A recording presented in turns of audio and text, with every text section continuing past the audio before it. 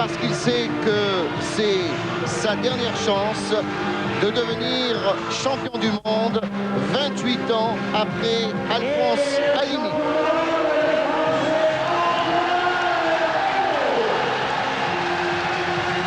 En effet, depuis 28 ans, 1959, eh bien, juillet 59 exactement, Alphonse Halimi perdait son titre de champion du monde des poids coqs devant Joe Becerra, KO, 8e win à Los Angeles.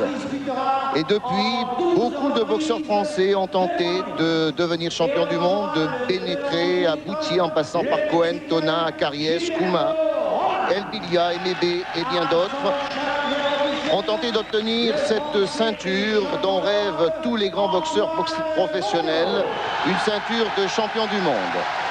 Eh bien, Antoine Montero, qui a donc échoué à Nîmes, tout d'abord en 1984 face au Mexicain Bernal par arrêt de l'arbitre à la 11e reprise avec une fracture de la mâchoire, et puis à Grenoble en mai 85 face à l'Argentin Santos Lachia où il n'avait été battu qu'au point, va tenter donc son 3e banco face à l'invincible Gilberto Roman, le champion du monde en titre WBC, le Mexicain qui a défendu victorieusement 5 fois son titre de champion du monde.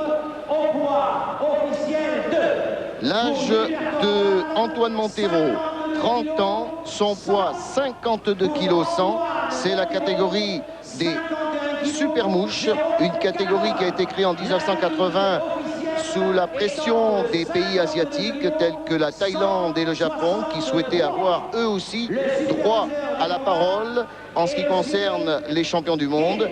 Et puis, bien entendu, le Gilberto Roman, le Mexicain, qui a ravi le titre mondial le 30 mai 86 au Japon en battant Watanabe au point. Depuis, eh bien, ce fameux Gilberto Roman a défendu victorieusement sa couronne face au Panaméen Montserrat. C'était à Coubertin sur Antenne 2 le 15 mai 86 à Paris. Et puis ensuite, il a battu l'Argentin Condori à Buenos Aires en culotte blanche. 3 cm d'écart, 1,63 m pour Montero, 1,60 m pour Roman le Mexicain, et seulement 20 grammes d'écart, je vous l'ai signalé.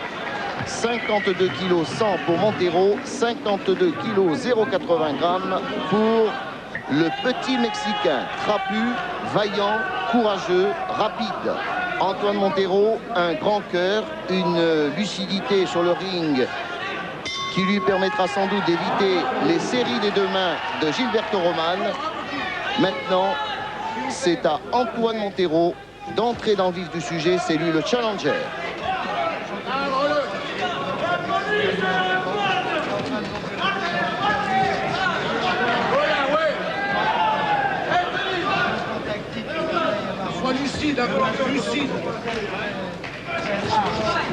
Je vous signale aussi qu'ayant vu Gilberto Roman face au Panaméen Montserrat, qu'il ne s'est pas boxé en reculant.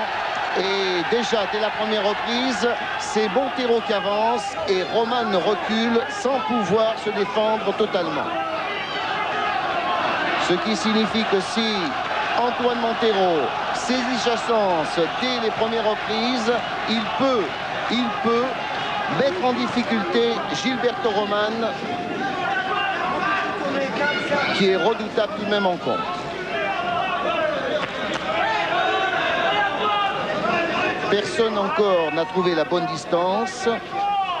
Montero est encore un peu loin, mais c'est lui qui fait le combat. De bonnes séries et de crochets courts de Montero. Remise de Roman maintenant.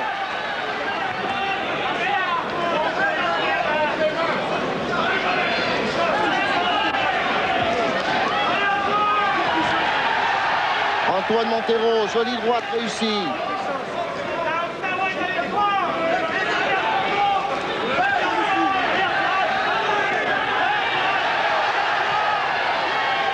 Beaucoup plus en souffle Antoine Montero pour l'instant, beaucoup plus rapide. C'est lui qui entre dans le vif du sujet. Roman ne s'attendait peut-être pas à être bousculé dès la première reprise. Mais avec le métier du Mexicain, on peut imaginer qu'il va laisser passer l'orage.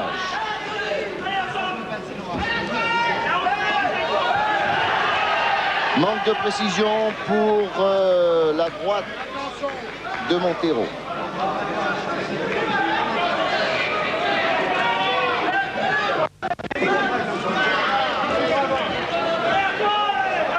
Esquive pour Roman, bien vu.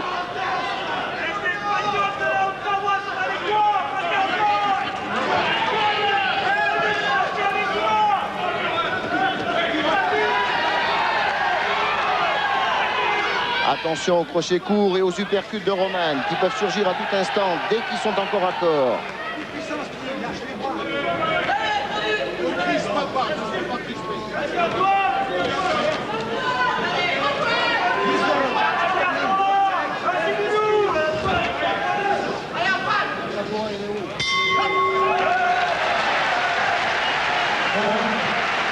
Fin de la première reprise avec un petit avant et sûr de lui.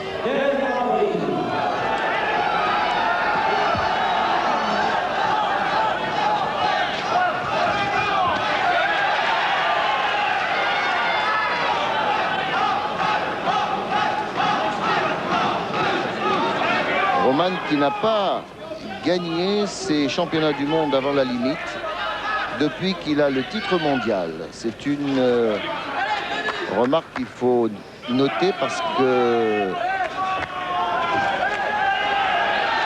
son punch s'est peut-être un peu émoussé au fil de sa carrière. Montero rentre bien.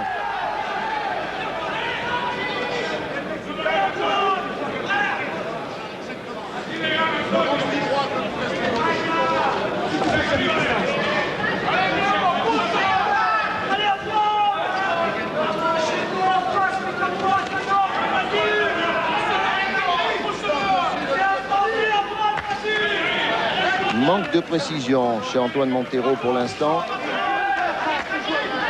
Roman bloque à peu près tout.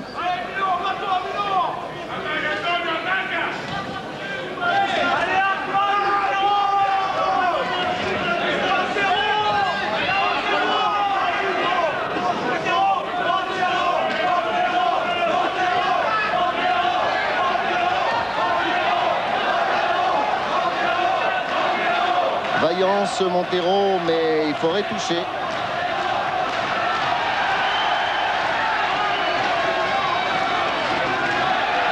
Voilà, un bon gauche bien placé, mais Roman réagit immédiatement avec des crochets courts. Il peut être dangereux, ce Roman, en sortie de corps à corps.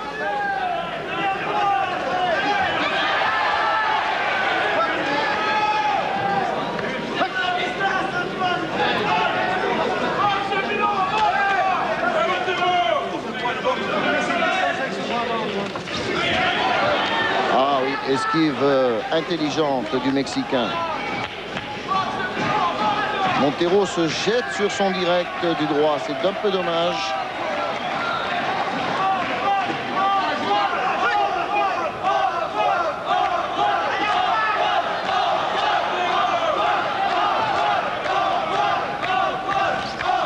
Ah, c'est bien fait de la part de Montero maintenant. Deux bonnes touches.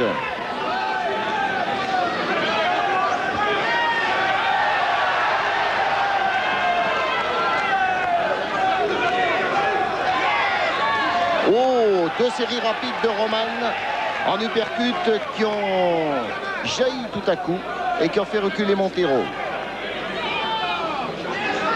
Il n'en donne pas beaucoup le Mexicain, mais quelle précision et quelle rapidité tout à coup.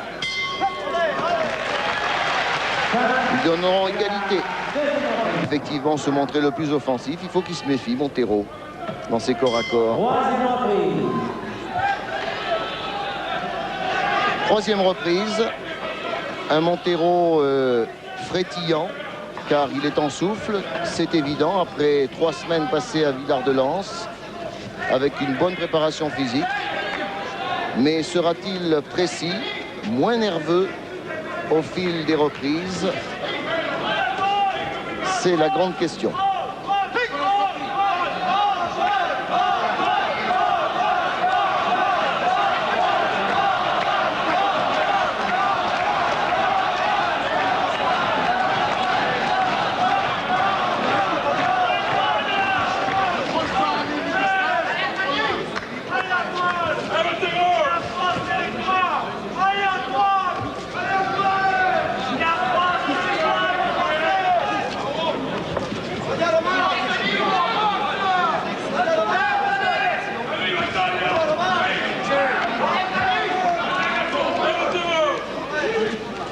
Roman attend la faute, c'est sûr.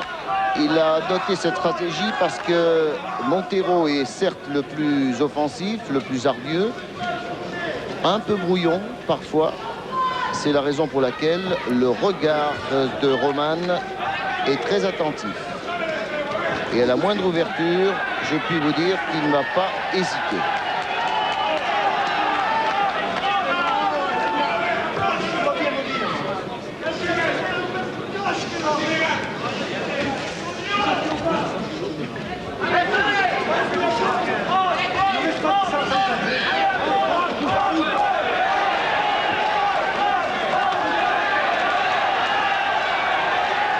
Pas qui rentre dans la bagarre parce que Roman est très puissant, crochet court.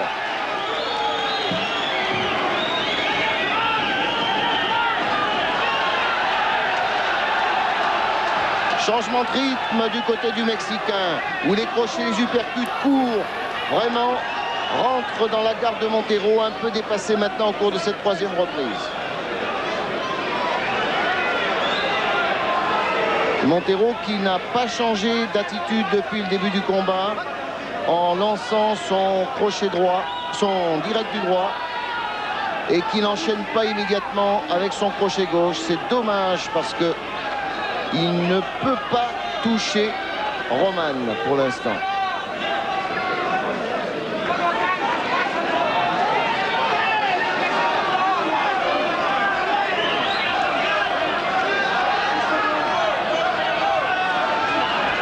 Oh là, uppercut, série des deux mains de Roman, très précise et très puissante.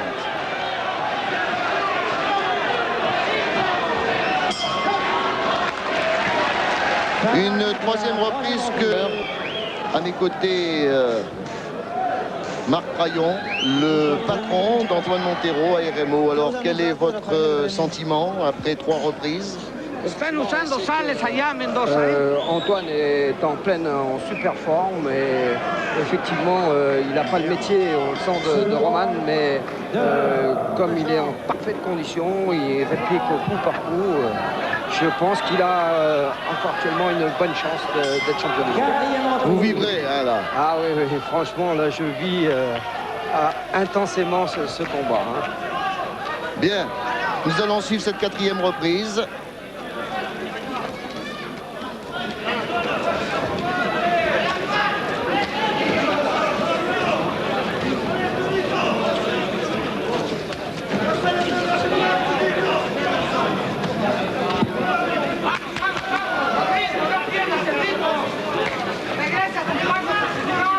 Roman qui commence maintenant à avancer, alors que tout à l'heure, il se contentait de suivre Montero dans ses attaques un peu fougueuses.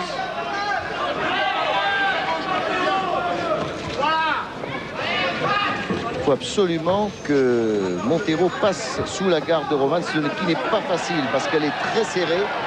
Et vous avez vu comment Roman sait jouer des coudes.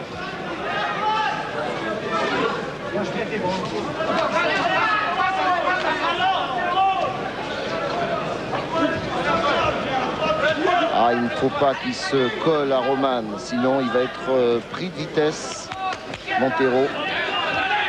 Il faut qu'il adopte une distance moyenne et qu'il use au maximum de son direct.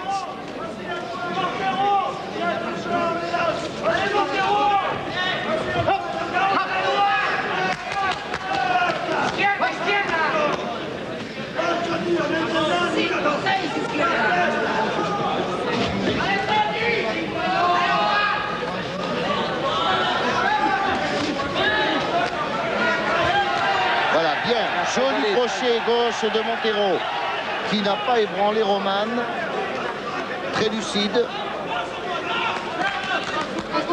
Et si vous avez la possibilité de le voir, vous noterez que le jeu de jambes de Montero est toujours très vif.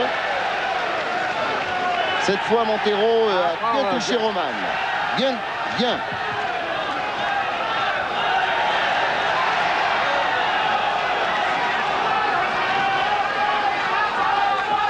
Roman qui, avec des doublés du droit et enchaînés du gauche, se sort d'une situation un peu confuse actuellement. Et Montero passe en uppercut. Voilà, maintenant je crois que le combat est bien engagé. Ce championnat du monde prend une tournure un peu plus agressive, un peu plus violente, mais les deux boxeurs ont désormais bien installé leurs ambitions sur le ring.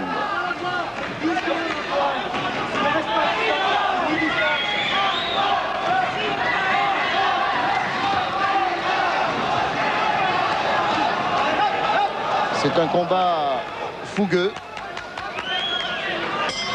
de deux hommes de 52 kilos qui déploient une énergie extraordinaire. Une quatrième reprise où, effectivement, Montero a marqué de jolis points, mais Roman, Georges Dufresne, qui a incité Antoine Montero à être au maximum à mi-distance. C'est bien ce que je pensais. Il ne faut pas être trop près de Roman, sinon on s'expose à des crochets courts et des uppercuts qu'il distribue des deux mains à une vitesse vertigineuse. Voilà, ça c'est la bonne distance. Et il faudrait que Montero joue avec son allonge, qui est supérieure à celle de Roman.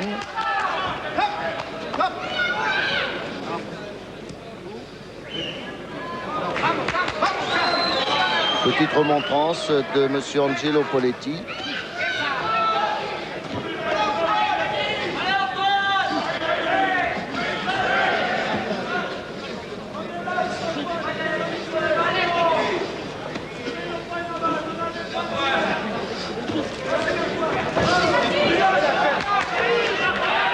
Belle série de Montero, mais un petit pas de côté de Roman qui évite d'être martelé.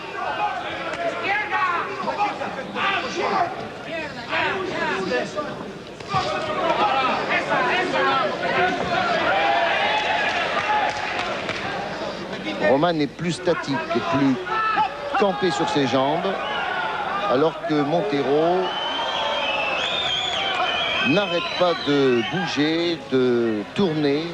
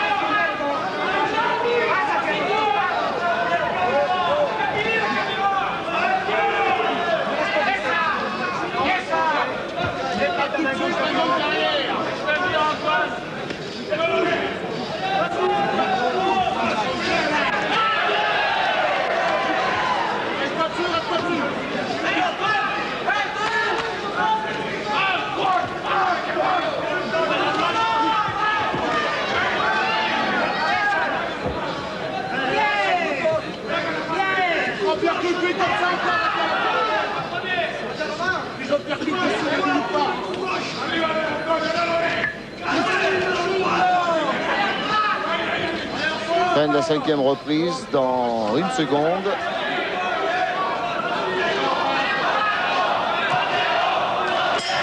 Voilà. Montero toujours en bonne position, mais les coups de Roman sont de plus en plus puissants. Alors, quelle va être la tactique au cours de cette sixième reprise? Nous abordons la le mi-championnat du monde, puisque c'est en 12 reprises. Est-ce que Montero va se montrer plus précis? Il en a la possibilité. Il a un grand cœur, c'est sûr. Une belle expérience après déjà 2 championnats du monde. Et là, il vient justement de toucher le Mexicain qui a marqué un temps d'arrêt.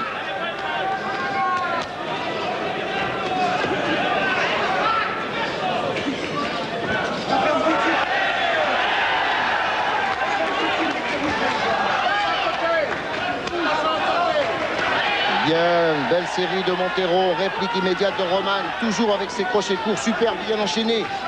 Ça va être dur. Montero fait front très bien là. Mais il faut qu'il se méfie toujours de ce corps à corps terrible avec le Mexicain. Habitué à ce genre de combat, surtout en Amérique du Sud. Les grands combats se gagnent souvent tête à tête. Montero soutenu par plus de 4000 spectateurs et effectivement le Français à bord de ce championnat du monde, j'ai l'impression dans de meilleures dispositions qu'à Grenoble lorsque Santos Lachia l'a battu au point. Et superbe série réussie maintenant par Montero. Roman, toujours le coup d'œil,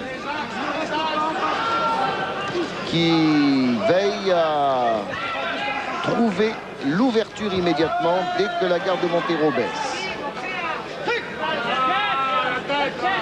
Antoine Montero, le nez déjà bien sanguignolant.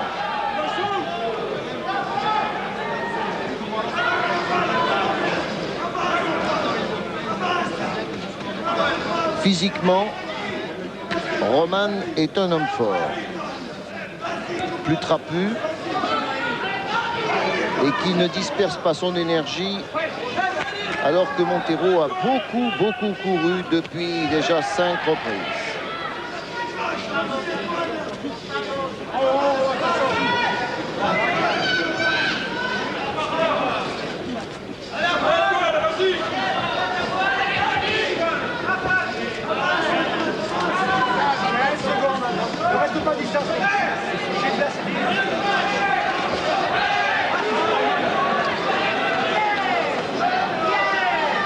Voilà, tactique de Roman, direct du gauche et tout à coup le crochet droit surgit, mais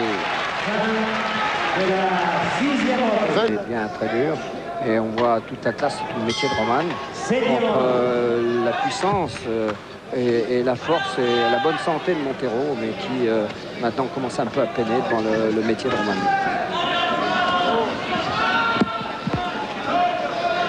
Septième reprise avec un Montero toujours très offensif, vaillant, ça nous le savions. Il l'avait déjà démontré à Nîmes face à Bernal. C'était d'ailleurs le combat de l'année aux yeux des Américains qui avaient vu ce combat à la télévision. Mais je crains que finalement la faiblesse de Montero soit un manque de ring, car gagner par KO en 1 minute 50 au championnat d'Europe des poids coqs au mois de décembre est certes moralement intéressant, mais physiquement, lorsqu'on affronte un champion de la lignée de Roman, il faut tout de même avoir une expérience et un rythme plus soutenu.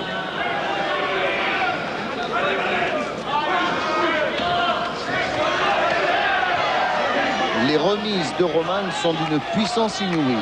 Ça peut ne pas vous paraître évident à l'écran, mais au bord du ring, je peux vous dire que les crochets qui passent sous la garde de Roman retentissent dans le zénith de Montpellier.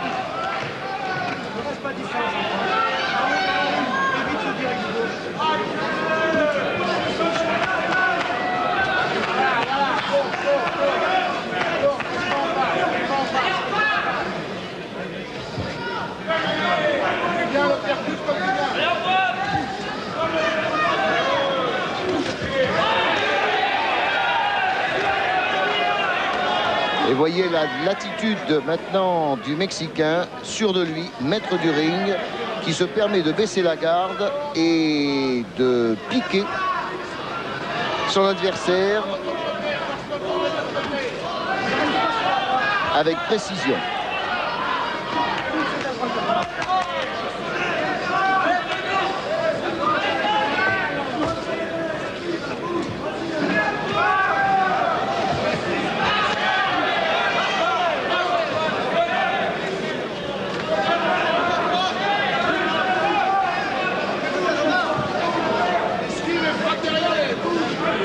Montero n'a pas touché Roman depuis 1 minute 30. C'est un signe.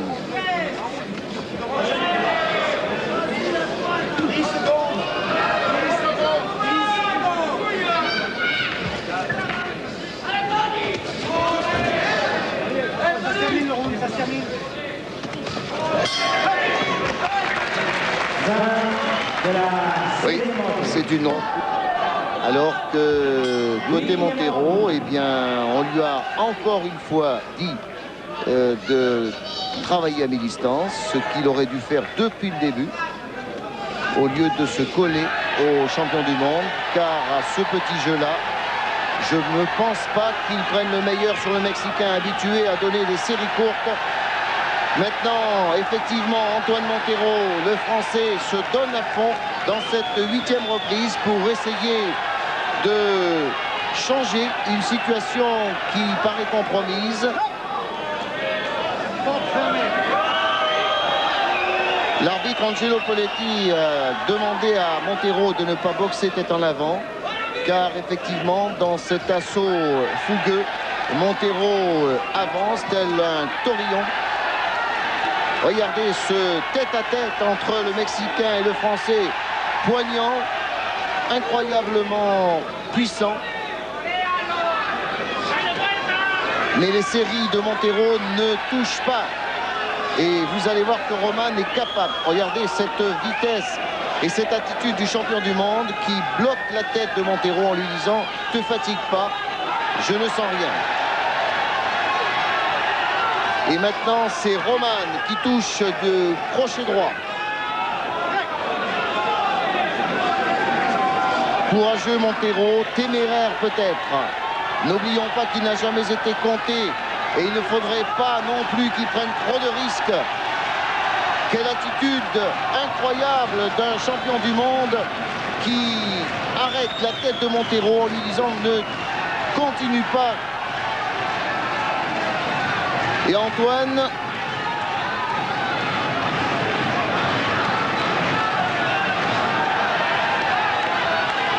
quelle lucidité chez le Mexicain tout de même.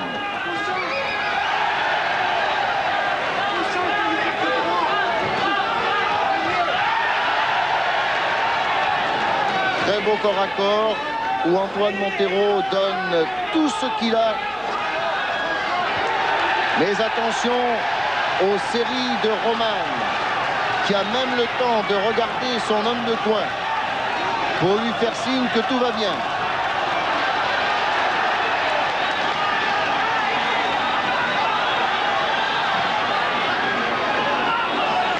Ah, il est courageux ce Montero, vraiment.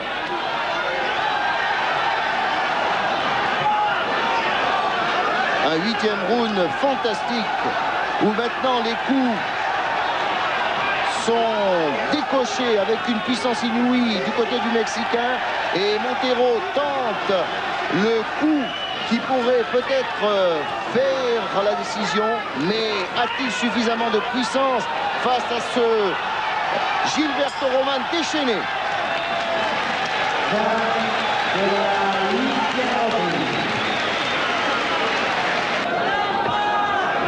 Je pense que Roman annoncera que ce sera l'un des championnats du monde les plus durs de sa carrière, car Montero a été d'une vaillance extraordinaire, mais le visage du champion d'Europe des poids coqs en est aussi le reflet. Et maintenant, avec l'œil droit fermé, il ne va plus voir arriver. C'est ça qui est terrible pour un boxeur. Il va pouvoir arriver les crochets de Roman qui se déchaîne maintenant. Montero est dans les coins. Et je pense que là, l'arbitre Angelo Poletti arrête très judicieusement ce championnat du monde à la 9e reprise. Marc Braillon, vous êtes déçu, mais... Oui, bien déçu, mais je crois que l'arbitre a bien fait d'arrêter le combat. Là, il est en mauvaise posture, Antoine, et incontestablement, Roman s'est montré le plus fort, et il a sans conteste possible.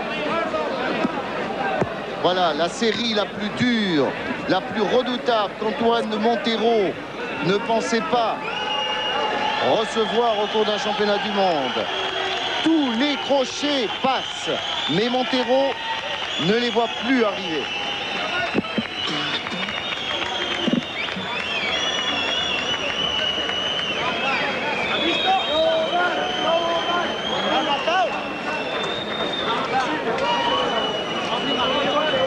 Et Angelo Poletti, conscient de la situation difficile qu'aurait pu vivre le Français, a donc arrêté ce championnat du monde des super mouches. Ainsi, pour la 3e fois, Antoine Montero échoue à la porte d'un championnat du monde après un Mexicain, un Argentin, encore un Mexicain. Cette fois, c'est Gilberto Roman qui a été dominateur à partir de la 4e reprise dans ce championnat du monde devenu inégal. Et déclaré vainqueur par arrêt de l'arbitre à la 9e reprise, Roman. Voilà, le petit Gilberto Roman va poursuivre maintenant sa carrière étourdissante en remportant pour la 6e fois son titre de champion du monde de la catégorie des super mouches. Le prochain adversaire de Roman sera sûrement un Thaïlandais. Quant à Antoine Montero, qui a fait front devant cet ouragan mexicain, il devra maintenant se tourner vers son titre de champion d'Europe des poids coqs. Et nous savons depuis peu qu'il trouvera à qui parler avec notamment Thierry Jacob, le Calaisien, et puis Louis Gomis, qui n'a pas dit son dernier mot. Sans oublier Limarola, qui peut encore revenir au plus haut niveau de la compétition. Et puis le petit Bénichou, qui a démontré ce soir aussi à Montpellier en remportant par arrêt de l'arbitre dès la première reprise son 9e combat professionnel, qu'il pouvait lui aussi avoir son mot à dire dans cette catégorie des poids coqs. Alors que Roman, le grand vainqueur de ce championnat du monde des super mouches, va encore monnayer pour quelques milliers de dollars sa couronne mondiale de la WBC. L'échange le plus puissant de ce championnat du monde, où Antoine Montero joue encore sa chance, mais diminué, devra s'incliner devant la puissance de cet étonnant Mexicain que nous reverrons sûrement. C'était donc de Montpellier, Pierre Fula au bord du ring pour ce championnat du monde, en vous rappelant que le Français Antoine Montero a dû s'incliner par arrêt de l'arbitre à la 9e reprise devant Gilberto Roman. Ici Montpellier, très bonne nuit, et demain dans Stade 2, nous pensons vous montrer les meilleurs moments de ce championnat du monde avec comme invité Antoine Montero, qui nous dira pourquoi il a été, dès la 4e reprise, dépassé par la puissance de ce Mexicain de 26 ans qui n'a pas fini dans